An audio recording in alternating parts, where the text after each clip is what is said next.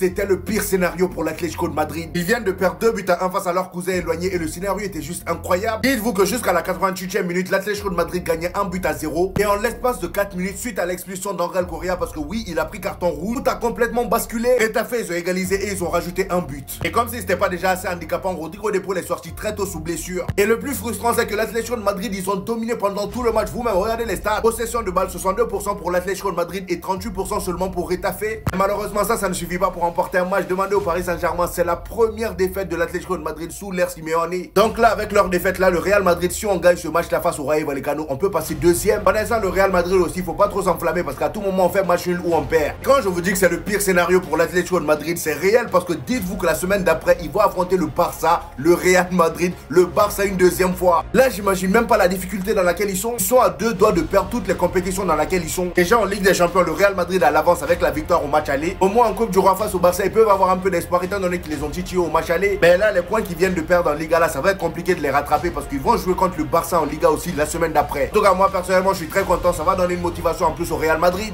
Comment, même comme ça, ils n'ont pas réussi à gagner? Mais ce que je me demande par-dessus encore plus, c'est qui a cru que le championnat était fini? Pour faire simple, dites-vous qu'à ce moment précis, alors que le score était littéralement de 0-0, l'Atlético Madrid a bénéficié d'un penalty gratuit. Belle comédie selon Archivo VAR. David Soria arrête un tir et le ballon touche la main de son défenseur après le rebond, alors qu'il l'utilise pour se protéger. À aucun moment donné, cela devait être un penalty et pourtant, ils se sont vus accorder. Mais vu qu'il y a une justice, Correa vient prendre un carton rouge quelques minutes après. Il a mis un shoot directement sur la cheville de son adversaire, ce qui a directement provoqué le carton rouge de l'expulsion logique. Et que par la même occasion d'ailleurs manquera le prochain match contre le FC Barcelone, si je ne me trompe pas le week-end prochain, donc franchement ça fait leurs affaires. Purée, t'as fait comme des bonhommes qui viennent à la fin inscrire 2 buts normaux comme si de rien n'était. Et gagner ce match par la même occasion, même pas de nul pour l'Atlético Madrid. Ce qui veut dire qu'en cas de prochaine victoire du Real Madrid, on passe logiquement du coup devant l'Atlético Madrid, donc tout à l'heure. On passera à 57 points, eux ils sont à 56, donc un point de plus que eux, on serait littéralement deuxième. À la même hauteur du Barça, mais qui eux, avec l'incident qui s'est déroulé, auront un match en moins.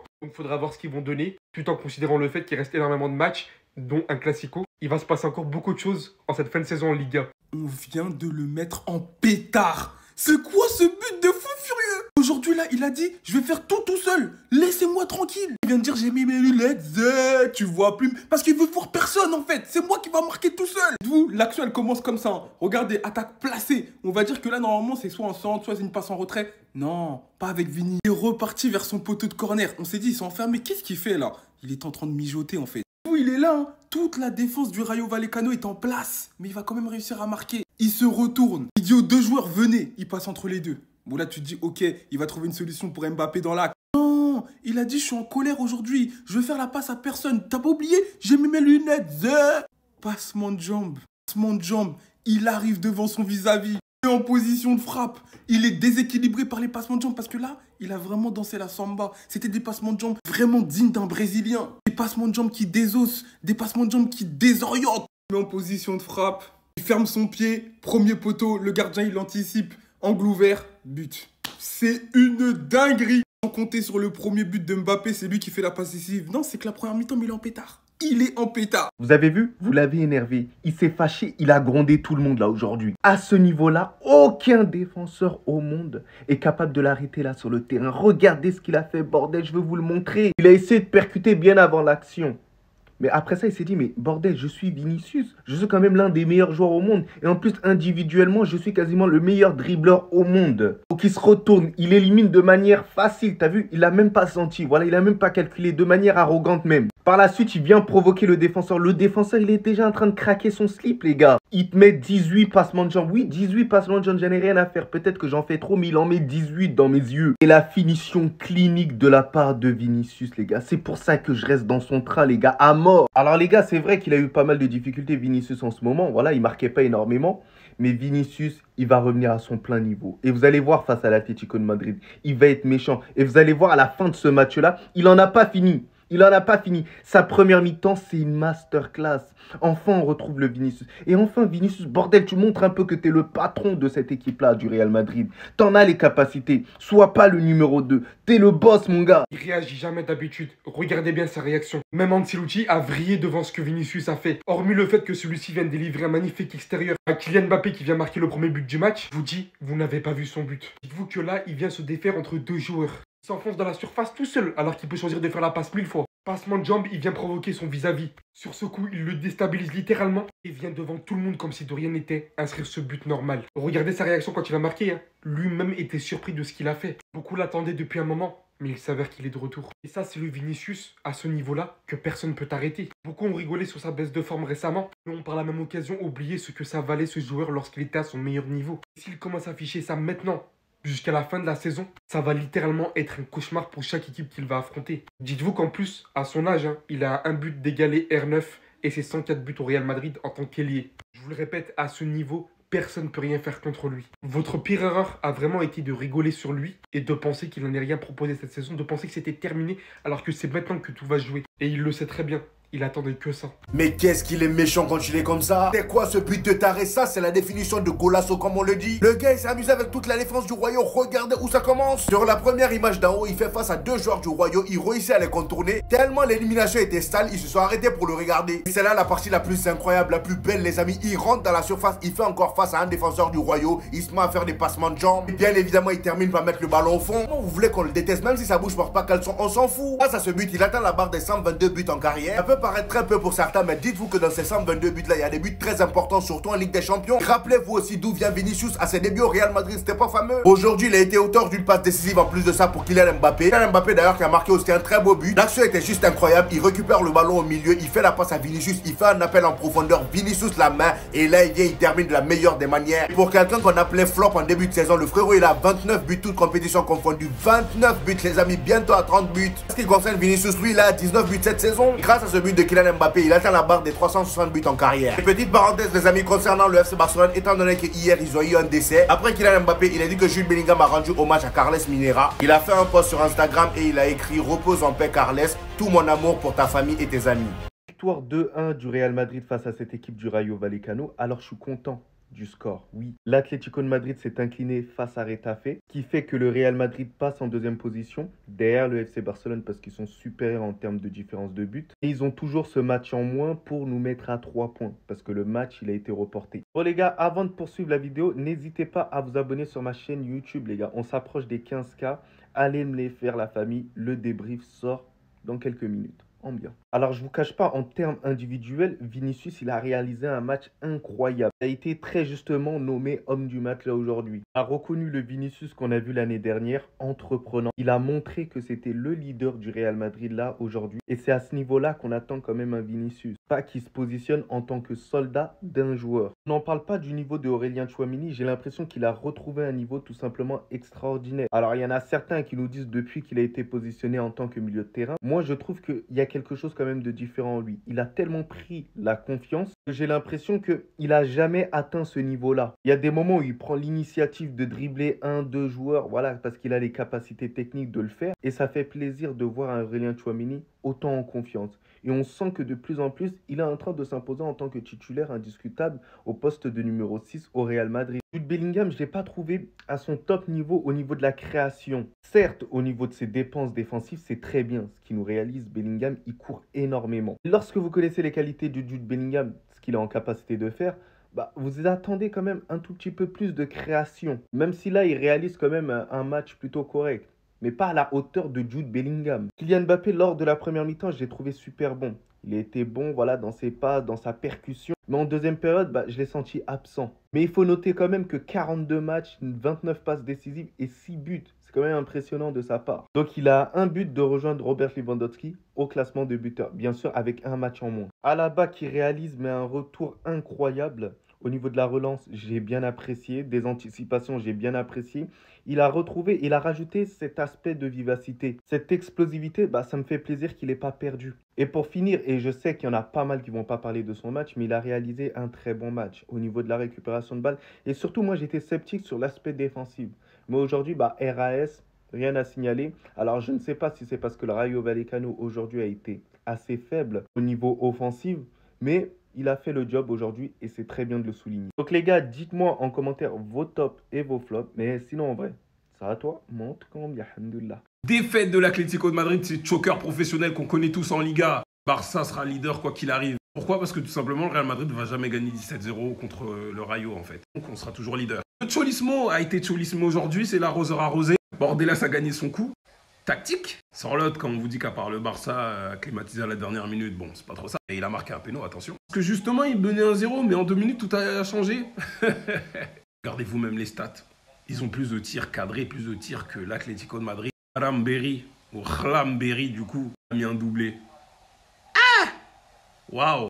Donc quand tu vois le classement comme ça, tu te dis, si on bat l'Atlético et qu'on gagne le match contre Osasuna, on aura 7 points, 6 ou 7 points d'avance. La Liga sera pliée à ce moment-là, en cas de victoire contre l'Atlético de Madrid. Et si on perd contre l'Atlético de Madrid et qu'on gagne contre Osasuna, ça jouera la différence de but jusqu'à la fin. Mais pardon, plions la Liga le plus tôt possible. Il y a un dernier match à Bilbao, à San Mamés, la dernière journée. Pardon, s'il vous plaît, faites pas les cons. En tout cas, ça sent pas bon pour l'Atlético de Madrid qui risque peut-être de perdre sa 2e place, on sait pas ce soir. Mais nous, en tout cas, ça sent bon. Eh ben, c'était compliqué. Dans le dur aujourd'hui. Face au Rayo Vallecano, le Real s'impose 2-1 dans la difficulté avec 2 exploits individuels de la part de Vinicius et Kylian Mbappé. Vinicius qui est d'ailleurs élu homme du match, qui nous fait un bon match et qui commence à retrouver petit à petit des jambes et de la confiance avant tout. Je pense que sur son but, on l'a vu, il s'en va dribbler, il voit que ça passe pas, il revient, il redribble dans les bonnes conditions, comme un bon vieux Brésilien l'aurait fait en fait. Et c'est ça qu'on aime, c'est comme ça qu'on aime voir Vinicius. Un Vinicius qui provoque dans les bons sens du terme. Et idem pour Kylian Mbappé, les deux qui avaient fait un mauvais match face à l'Atlético, qui font plutôt un bon match face au Rayo Vallecano ce soir. Bon, c'est pas le même adversaire. Petit à petit, Kylian commence à trouver ses marques dans cette position de numéro 9. Aujourd'hui, il a beaucoup participé au jeu. Il a beaucoup décroché, il a beaucoup dézonné. Et j'ai aimé le voir comme ça, en mouvement. C'est ce qu'on attend de lui, c'est ce qu'on lui demande. Face à l'Atlético, c'est ce qu'on veut voir. Il faut leur faire perdre la tête. Ils ne pourront pas suivre, en fait, ça va trop vite. Donc j'espère que ça va continuer comme ça. Malgré qu'aujourd'hui, on s'impose dans la difficulté. On a concédé énormément d'occasions. Ça peut être expliqué par le fait que Rudiger était absent. Et du coup, on n'avait pas notre charnière centrale titulaire. Très beau match de Tchouaméni également. Il faut le dire parce que quand il n'est pas bon, tout le monde s'acharne sur lui. Mais quand il est très bon, ça fait d'ailleurs 3 ou 4 matchs qu'il est très très bon. En position numéro 6, il gère le mitard comme on aime. C'est carré Tchouaméni. J'espère que mercredi, on va faire les choses, les gars. On n'a pas le droit d'échouer. On n'a pas le droit de passer à côté de notre match. Donc, on va rester sobre, on va s'abonner, on s'attrape pour la Champions League. Mais vous auriez pas pu faire un faux pas comme vos frères de Madrid? L'Atlético Madrid qui a perdu 2-1 contre Getafe avec un carton rouge de Correa qui sera pas là contre le Barça la semaine prochaine et De Paul qui est peut-être blessé. Le Real s'impose aujourd'hui contre le Rayo Vallecano 2-1 à domicile. Comme d'habitude, c'est même fatigant de dire la même chose chaque semaine. Heureusement que les individualités ont brillé avec un premier but de Kylian Mbappé sur un compte favorable. Il allume le gardien. Un deuxième but de Vinicius qui s'est créé tout seul. Il a fait un véritable carnaval sur son côté. Il a d'ailleurs fini homme du match ce soir et c'est mérité. Mais juste ce que je trouve dommage, moi personnellement, c'est que tu sens que Vinicius, il a cette pression d'Mbappé. C'est-à-dire que le but qu'il met aujourd'hui, c'est des actions qu'il doit beaucoup plus tenter. Parce que plusieurs fois, il va t'éliminer des joueurs. Et je trouve qu'il est beaucoup trop altruiste envers Kylian Mbappé. Après, c'est qu'une impression. L'Atlético passe donc 3e, sachant qu'on a un match en moins. On reste quand même premier du championnat. Ce qu'il ne faut pas oublier, c'est qu'on affronte l'Atlético la semaine prochaine, donc le faux pas sera interdit. Mais je suis quasiment sûr qu'on finira premier de Liga. La semaine prochaine, il y a des gros matchs. Le Real affronte Villarreal à l'extérieur. Nous, on se déplace contre l'Atlético. Et après, il y aura une trêve. Sinon, vous les gars, vous en pensez quoi? Ramenez-nous sur Snapchat, on s'ennuie.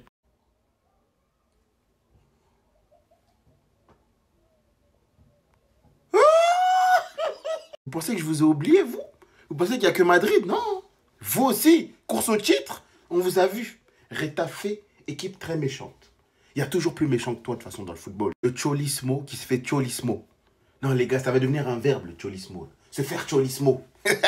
Quelle erreur. Quelle erreur. T'avais l'opportunité de passer devant nous, certes, avec un match en moins. Mais psychologiquement, être premier du classement, ça te fait quelque chose. Tu rates cette opportunité-là. Le Real Madrid a 3 points de nous. Vous étiez à 1 point. Avec le match en retard, on a l'opportunité d'être à 4 points de l'Atlético Madrid, sachant qu'on les affronte le 16 prochain. Et là, je vous montre tout ça, ça veut dire qu'aujourd'hui, à la fin de la journée, même avec une victoire du Real Madrid, nous sommes quand même leaders. Même sans jouer, le Barça est premier. Maintenant, les Madrilènes, je m'adresse à vous. Faites l'erreur pour voir. Vous jouez dans 15 minutes. Faites l'erreur. Parce que si vous voulez pas vous retrouver à 6 points, faites l'erreur. Les gars, Vinicius, quand il est à ce niveau, c'est un cauchemar, c'est un poison, il est même pas drôle. Il a passé tout son match à taffer la défense de Vallecano, sans parler de son but qui s'est créé tout seul, jusqu'à faire réagir l'ancien qui était choc-barre et tout le public l'applaudissait. Franchement, les gars, il a mis un bête de but et il était tout simplement intenable. Ce qui est tout l'inverse de Kylian Mbappé, qui depuis le début de saison, j'ai l'impression qu'il est moins bon en 1 contre 1. Et ce que je trouve dommage, c'est que Vinicius, il regarde trop Mbappé. Parce qu'il y a trop de fois où Vinicius peut tirer et finir seul. peut croquer, mais il croque pas, il veut faire manger Mbappé. T'as cette impression que Vinicius regarde s'il peut la donner à Mbappé avant de tirer, alors que Mbappé c'est l'inverse, il regarde s'il peut tirer avant d'essayer de la donner à Vinicius. Bah c'est exactement ce qui s'est passé contre l'Atlético en Ligue des Champions. Et beaucoup ont déjà enregistré cette photo et la ressortiront en cas d'élimination parce que ce que Mbappé avait raté c'est grave, vous pouvez pas te rater cette passe. Enfin bref, quand Vinicius est à ce niveau de méchanceté, il est juste trop fort. Il a aucune pitié pour ses adversaires et en plus de ça, ça se voit qu'il prend du plaisir et qu'il kiffe. Enfin bref, sinon vous les gars, vous en pensez quoi? Ramenez-nous sur Snap Insta, on s'ennuie. Les Madrilènes, j'ai une question à vous poser. Quand vous voyez le niveau de votre équipe, est-ce que vous êtes satisfait? Parce que oui, c'est important de gagner, je suis d'accord avec vous. Mais pour le plaisir des spectateurs, quand vous regardez vos matchs, est-ce que vous êtes content? Moi, je pense que non. Et Ancelotti le montre sur la fin de match avec les changements qu'il fait. Il te laisse plus qu'un ailier sur le terrain et il joue défensivement, bloc bas. Il a peur. Tu ressens la peur du mec à la fin du match. Il est pas serein, il n'a pas confiance en ses joueurs. Ligue des Champions, ça arrive vite, c'est mercredi. Hein. Et franchement, avec des prestations comme ça, gare à vous. Vinicius, je vais pas tellement l'encenser parce que c'est quand même trop irrégulier. Il peut être très bon ce match-là. Le match prochain, allez hop, rebelote. On redit la même chose sur lui. On va voir sur la régularité s'il progresse. En tout cas, aujourd'hui, très bon match. Facilité, effacement. Du Vinicius classique, quoi. Et il met un très beau but au passage. Mbappé buteur sans plus, voilà. On lui demande de marquer. Il l'a fait, je vais pas m'attarder dessus. Bellingham, il fait pas un bon match aujourd'hui. Beaucoup de pertes de balles. Même dans l'intensité quand il perd le ballon. De base, c'est un mec qui revient énormément. Aujourd'hui, il revient pas. Je sais pas ce qui se passe. Et l'anglais, franchement, on dirait qu'il est un peu démoralisé en ce moment. Et ça se comprend. En tout cas, victoire du Real Madrid qui revient à la hauteur du Barça avec un match en retard. C'est du Real, quoi. Il gagne sans pour autant briller. Ça c'est la victoire inutile. Ça, on ne considère pas. Ça, c'est la bêtise. Ça, c'est la connerie. Vous êtes toujours derrière nous. Ça dit, peu importe ce que vous allez faire. Si vous voulez gagner 10, gagner 30, ça, c'est un problème. Mais là, vous êtes toujours derrière nous. Et puis, vous n'allez jamais nous rattraper. Vous n'allez jamais être premier. Donc, si vous voulez gagner, ça, c'est la bêtise. Ça, c'est la connerie. Ça, Vallecano même n'était pas concentré. C'est pas Vallecano a manqué de concentration. Sinon, vous avez joué quel ballon? C'est pas vous, bêtise, à frapper ici. Peu importe ce que vous allez faire, vous n'allez jamais nous rattraper. Nous, on est toujours premier. On va rester toujours premier. On a un match en moins en plus. Donc, ça, c'est la connerie. Ça, c'est la bêtise. On ne considère pas. Aïe. Et puis, vous gagnez une petite équipe de Vallecano, vous musclez. Bêtise, ça serré vos coups ici. Bêtise, on vous a vu un bêtise ici. Ça, c'est la bêtise. Ça, gagnez comme vous voulez, faites ce que vous voulez. Ça dit, vous êtes toujours derrière nous. Vous êtes toujours derrière nous. Et puis, gagnez l'équipe faible de Vallecano. Et moi, les nuls là. Ça, c'est match. Ça, c'est la connerie. Ça, c'est la bêtise. Nous, on ne considère pas ça. Ça, la même. C'est ce qu'on appelle une victoire inutile. Ça, c'est une victoire inutile. C'est une victoire qui ne vous sert à rien. Ça dit, c'est la connerie. C'est seulement, c'est Atlético, on peut lutter, c'est tout. Sinon, il n'y a rien.